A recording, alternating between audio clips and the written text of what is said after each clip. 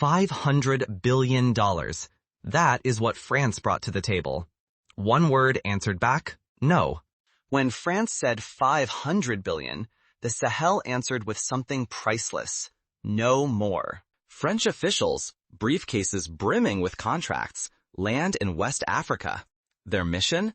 Secure uranium rights from the alliance of Sahel states, Burkina Faso, Mali, and Niger for $500 billion. But this is not business as usual. It is a standoff. For generations, these nations watched their uranium light foreign cities while their own people lived in darkness. This time, the leaders arrived not in suits, but in military uniforms, and drew a line. Enough was enough. They refused to sell their future for quick cash or empty promises. How did these states find the courage to defy their former colonizer? And what happens next, now that the world is watching? This is not a simple negotiation. It is a high-stakes power play. The Sahel states know the risks: retaliation from France, global isolation, losing unimaginable sums. But the potential reward?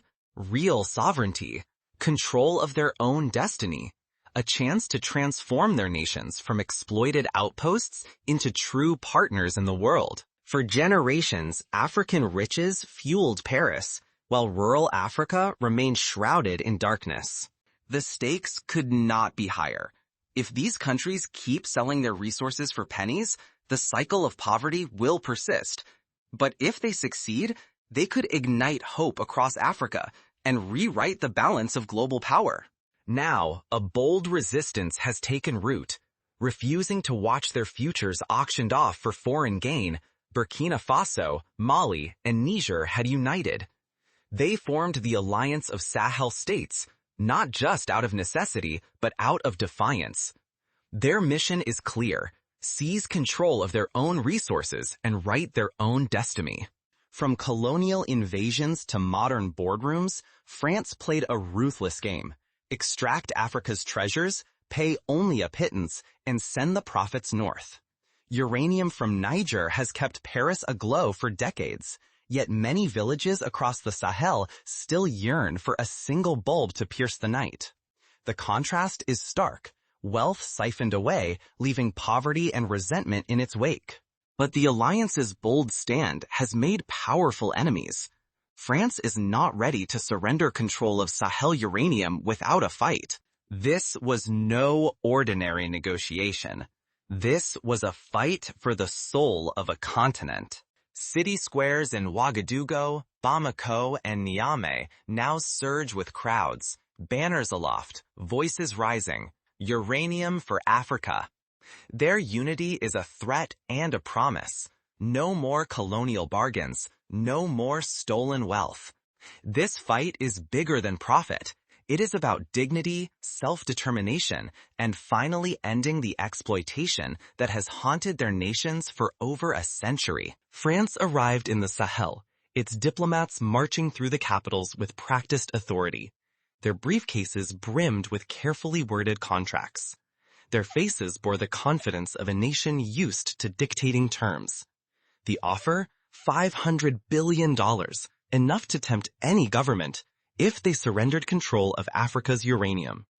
Across the table, the alliance of Sahel states, Burkina Faso, Mali, and Niger stood in military fatigues.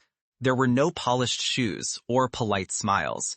They carried the weight of history, refusing to blink before Paris's staggering offer. These were not mere politicians, but guardians of Africa's future, united in their defiance. France's proposal was simple: exclusive rights to mine, price, and control the uranium that kept Europe's lights on. $500 billion in exchange for the keys to Africa's energy and destiny. The underlying message was unmistakable: sign and let France profit for generations more, even as Africa watched from the sidelines. But the reply was resolute: not now, not ever. The AES leaders spoke for their people and for ancestors whose blood still stained the soil. Some things cannot be bought. The true price lay in the struggle for dignity, for self-determination, for a future written by African hands. So what did the AES do instead? They revealed a plan bold enough to reshape Africa and the world. This was more than a dispute over uranium. It was a battle for who would write the rules, who would claim the rewards, and who would finally own Africa's tomorrow. The alliance's alternative was more than just a refusal. It was a blueprint for a new era.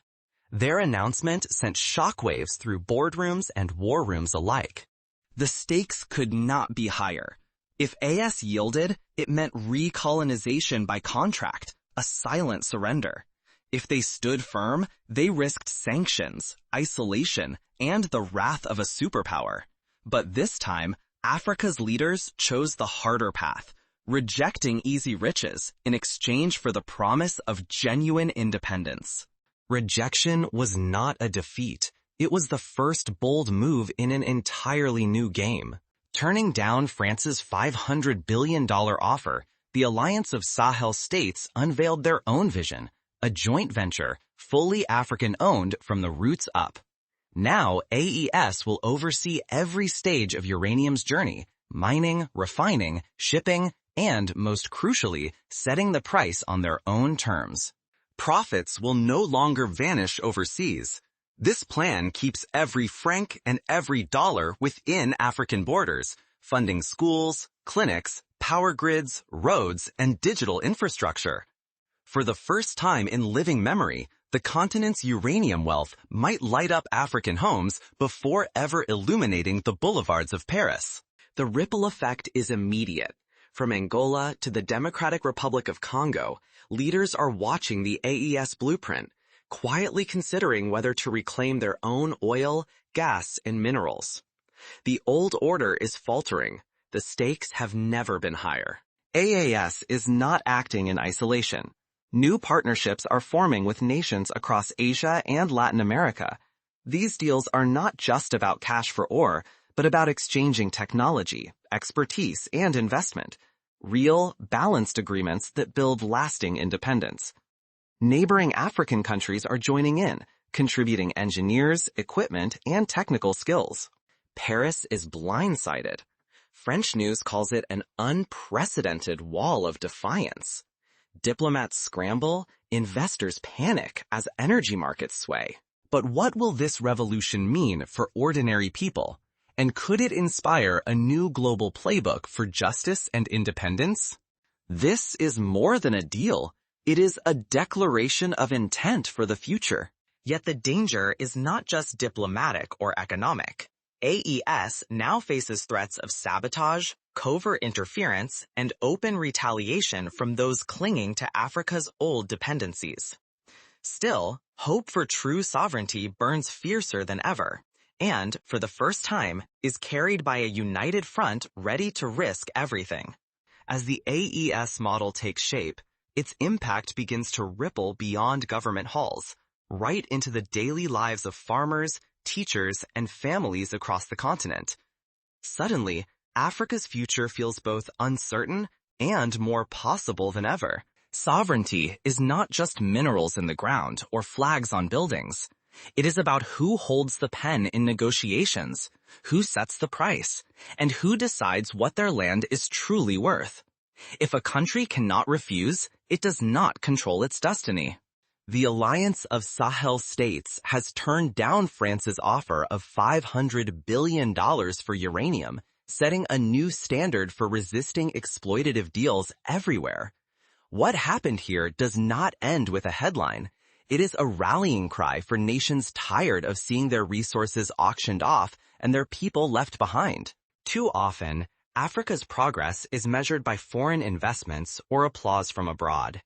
The real test is in villages where lights stay on after dark, in classrooms bustling with hope, and in clean water running from every tap, not in charts or global praise. This new path is not about isolation. It is about demanding partnerships that deliver tangible progress, roads, hospitals, jobs, and technology that change daily life. Africa is choosing deals that uplift its people, not just empty promises or handouts. As Africa's stand echoes worldwide, the question remains, what does it truly mean for the future?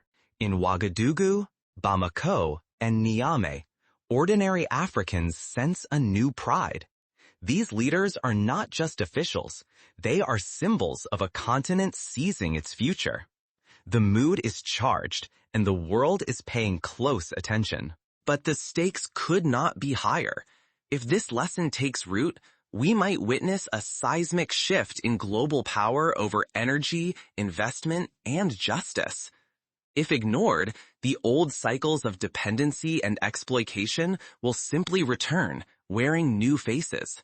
Africa's future is not for sale, and neither is yours. The answer lies not just in policy, but in the everyday lives of millions. The true test will unfold on the ground, where promises meet reality. The alliance of Sahel states has just shattered expectations.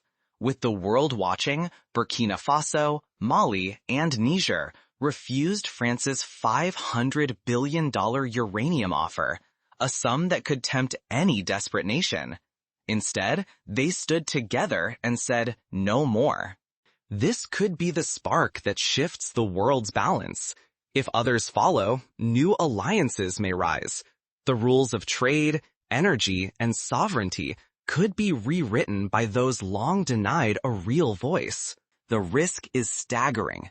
Turning down $500 billion means facing economic backlash, political isolation, and even destabilization. Yet, by drawing this line, these nations have sent a signal, not just for themselves, but for every country trapped in cycles of exploitation and dependency. This was no ordinary deal. It was a stand for sovereignty, a bold refusal to exchange Africa's destiny for a mountain of foreign money. For decades, outsiders stripped wealth from African soil, leaving only shadows and broken promises.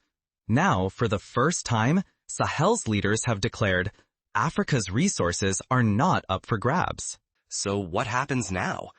As the dust settles, the world holds its breath. Will this act ignite a movement, or be crushed by the forces guarding the status quo? But if the world ignores this lesson, the old patterns will persist, hidden behind new deals, new faces, same extraction. The true stakes? Independence, dignity, and the right to control one's future, for Africa and for all who have been shortchanged by history.